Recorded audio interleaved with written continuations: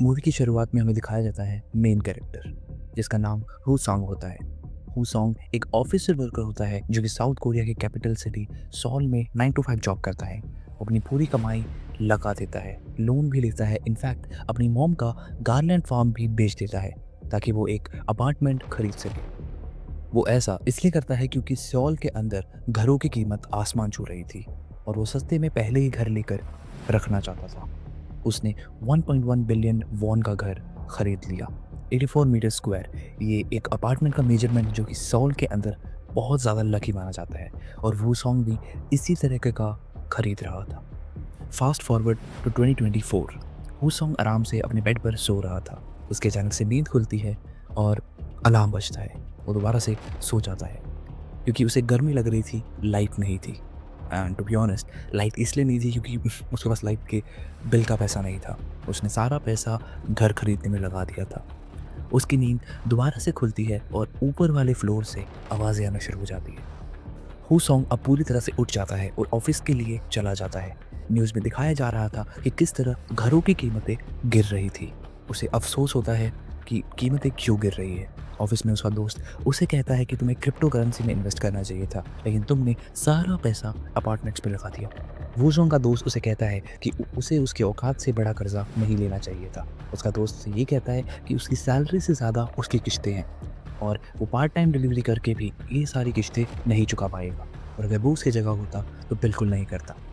वो उसे सलाह देता है कि उसे क्रिप्टो में इन्वेस्ट करना चाहिए।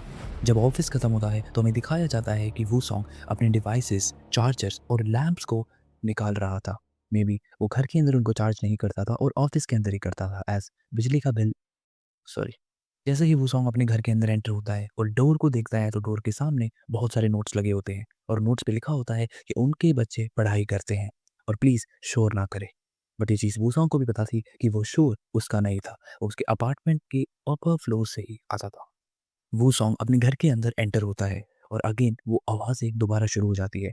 अब उसको बहुत गुस्सा आ जाता है और वो मेंटेनेंस सेल पे कॉल कर देता है और कंप्लेन कर देता है कि उसके ऊपर वाले फ्लोर से आवाज़ें आ रही है और कोई उसके डोर पे नोट्स लगा रहा है, ये समझ के कि वो शोर उसके घर से आ रहा है। वो सॉन्ग फटाफट से चेंज करता है और अपनी पार्ट टाइम डिलीवरी जॉब के लिए निकल जाता है। जैसे ही उसकी जॉब खत्म होती है वो घर पे आता है और दोबारा से उसके डोर पर वही नोट्स लगे हुए थे। वो अभी तक सो चुका था और लगभग सुबह के 5-6 बजे से दोबारा से वो शोर आने लगता है और उसे ऐसा लग रहा था कि कोई उसके अपर वाले फ्लोर पर कूद रहा है। वो सॉन्ग वो दोबारा से उसके दरवाजे पे किसी की आवाज़ें आने लगती है और जैसे ही वो अपने फ्रंट डोर का कैमरा चेक करता है, तो वही सेम औरत दोबारा से नोट्स लगा रही थी। इस बार वो सब्र नहीं करता और दरवाज़ा खोल देता है और वो उससे कहता है कि तुम क्या कर रही हो?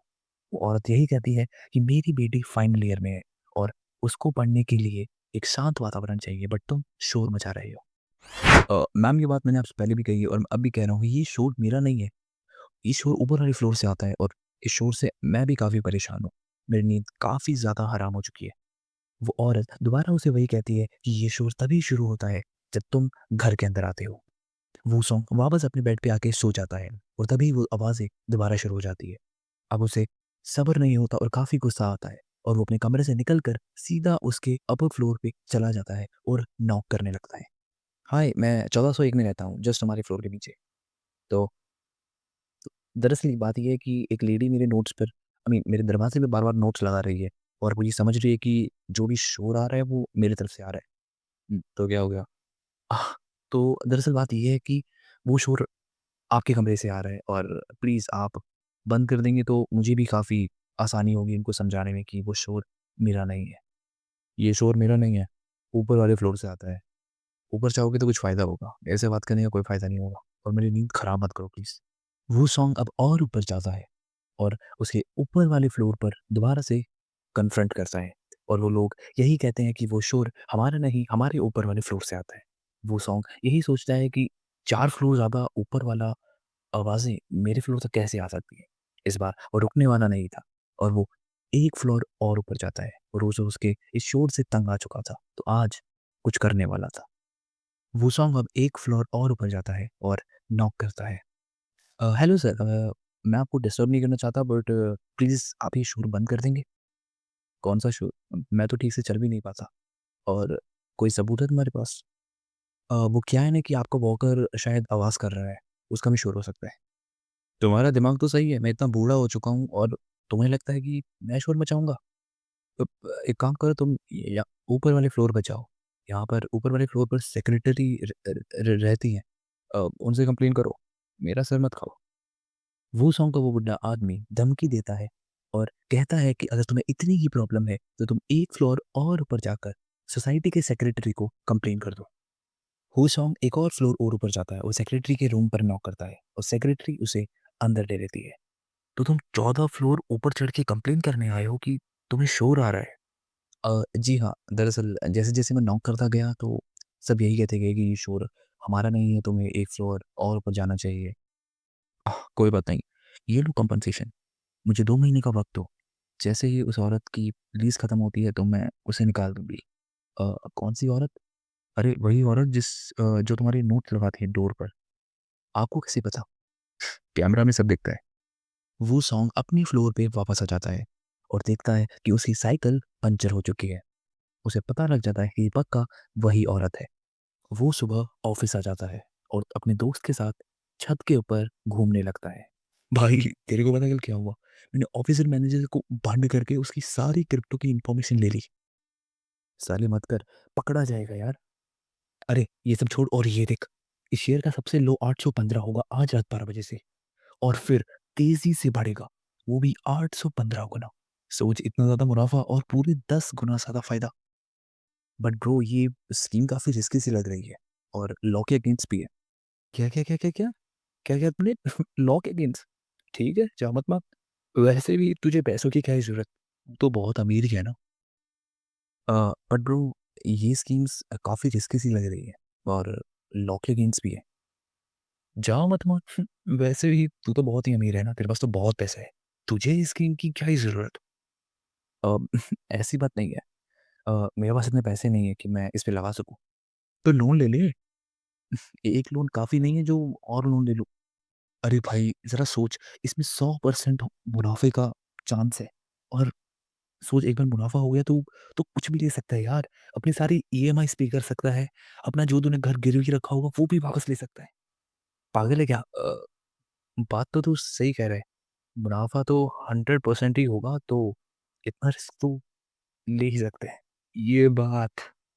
वो सॉन्ग अपने रियल एस्टेट मैनेजर के पास जाता है और अपने घर को लीज पर देने की कोशिश करता है और उसे 800 मिलियन वॉन का ऑफर मिलता है। एज अ डाउन पेमेंट वो 85 मिलियन वॉन्स ले लेता है और बाकी का पैसा बाद में ले लेगा। बट उसे खरीदने वाले के डॉक्यूमेंट्स काफ़ी अजीब लगे, बट उसे पैसे मिल रहे थे तो उसने उतना ध्यान नहीं दिया। वो फटाफट से अपने घर की तरफ तेजी से भागा और शेयर्स के बारे में ही सोच रहा था। शेयर्स के प्राइस काफ़ी नीचे आ रहे थे और वो उसे 815 आते ही पैसे लगाने थे। वो वेट कर रहा था कि 815 कब होंगे। वो शोर दोबारा से शुरू हो गया, बट उसका फ़ोकस इतना ज़्यादा था कि उसे वो ध्यान ही नहीं रहा और बूम! 815 जैसे ही होते हैं, वो शेयर्स पे पैसे लगा देता है। ब ब भाई तू तू देख रहा है? हाँ, ये शेयर्स तो काफ़ी काफ़ी तेज़ी से बढ़ रहे हैं। भाई काफ़ी तेज़ी से नहीं, अरे अब तक तो डबल्स हो चुके हैं।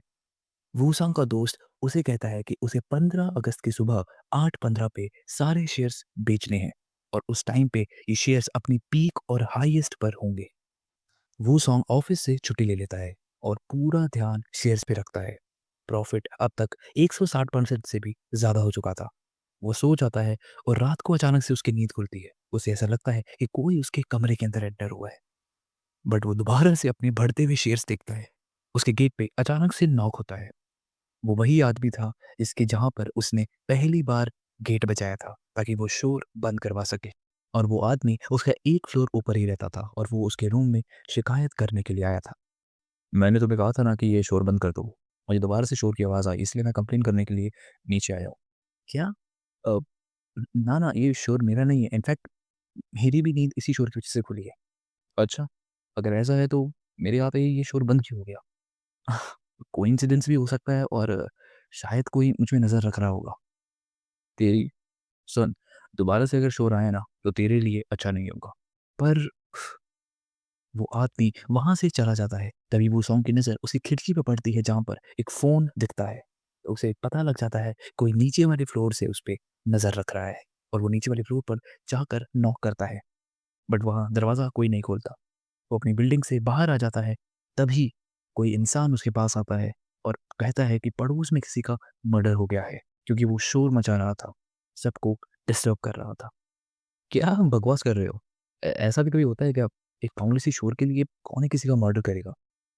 इतना सा शोर इतना सा शोर वही कहता है जो शोर मचाता है।